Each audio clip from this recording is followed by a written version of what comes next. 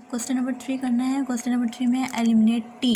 अब हमने एक्स को एलिमिनेट नहीं करना बल्कि टी को एलिमिनेट करना है, और चूंकि यहाँ पे मेथड मेंशन नहीं है तो इट्स अप टू यू कि आप जो आपको मेथड इजी लगता है, जो आप मेथड अप्लाई करना चाहते हैं वो उस अप्लाई करके इसको सॉल्व कर सकते हैं। तो यहाँ पे सबसे पहला काम तो वही होगा, हम लोग नेम दे देंगे दोनों इक्वेशंस को। 2at = x, इसको 1 कह दिया, एंड 4bt = y, इसको हमने 2 कह दिया। ठीक है, तो यहाँ से वैल्यू निकाल लेते हैं t की। तो t किसके इक्वल आ जाएगा, x/2a। t यहीं पे रहा, x भी यहीं है, 2a यहाँ पे मल्टीप्लाई हो रहा है, उधर जाकर डिवाइड हो गया। अब ये जो t की वैल्यू आई है ये हम इधर पुट कर देंगे। पुट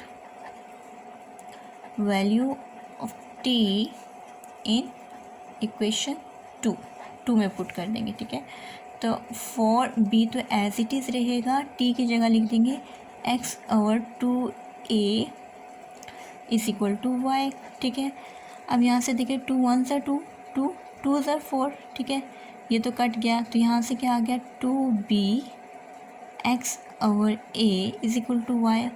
अगेन क्रॉस मल्टीप्लिकेशन, इसके नीचे कुछ नहीं था, ये यहाँ पे मल्टीप्लाई हो गया, ये यहाँ पे, तो ये आ गया 2bx = ay। तो अरेंज कर लेते हैं, तो ये आ जाता है 2bx - ay = 0। So this is your answer.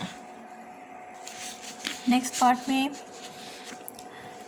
भी हमने टी को एलिमिनेट करना है। तो सबसे पहला काम यही किया है कि हमने दोनों इक्वेशंस को नेम दे दिया।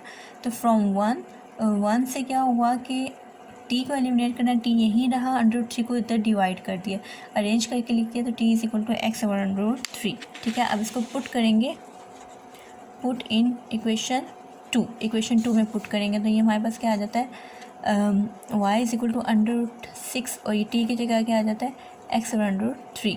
ठीक है, अब देखें y = √2 को मैं लिख सकती हूँ, √6 को √2 × √3, तो ये क्या आ जाता है हमारे पास, x/√3। ठीक है, इसको हमने इस तरह से लिख लिया, तो यहाँ से ये √3 इसके साथ कट गया, तो यहाँ से आ गया y = √2x। अगर आपको यहाँ से ये समझ नहीं आती कि 6 को हमने कैसे लिखा है, तो मैं इसको सिंप्लीफाई कर देती हूँ। √6 को हम लोग साइड पे लिख सकते हैं 2 × 3। ठीक है, अब दोनों के ऊपर रूट है तो दोनों को सेपरेट रूट में लिख सकते हैं। ठीक है, ये आ गया हमारे पास √2 × √3। अब हम लोग देखते हैं, अभी तक एलिमिनेशन के हमने 2 मेथड्स पढ़ लिए हैं। एक पढ़ लिया हमने सब्स्टिट्यूशन मेथड, और एक पढ़ लिया हमने कंपैरिजन मेथड।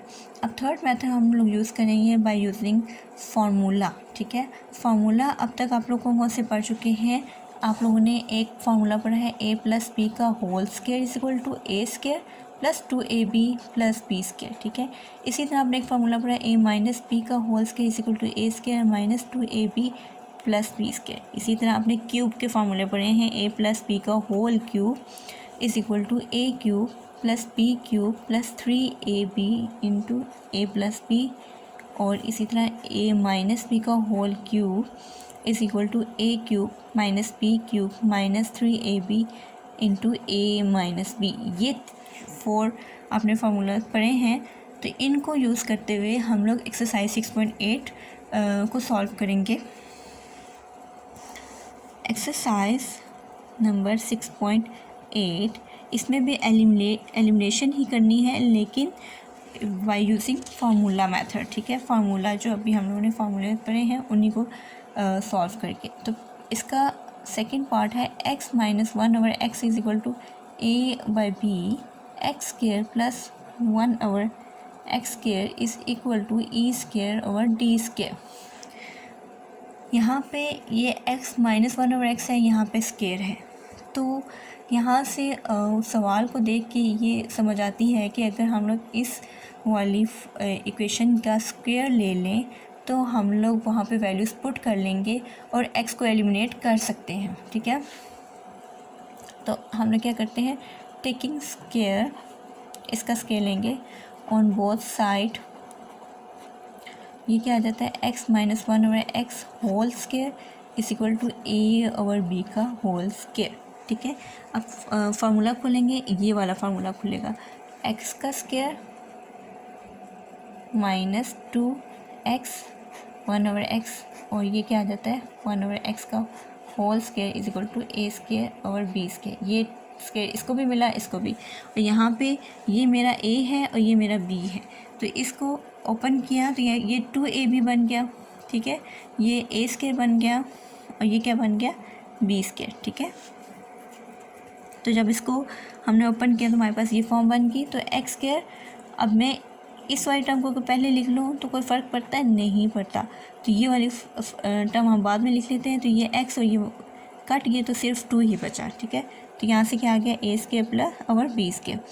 अब भी हमने इसकी वैल्यू देखी है, वो ये गिवन है। ठीक है, इस वैल्यू को यहाँ पे पुट कर देंगे, तो X square plus 1 over X के किसके इक्वल है E square over D square minus 2 is equal to A square over P square.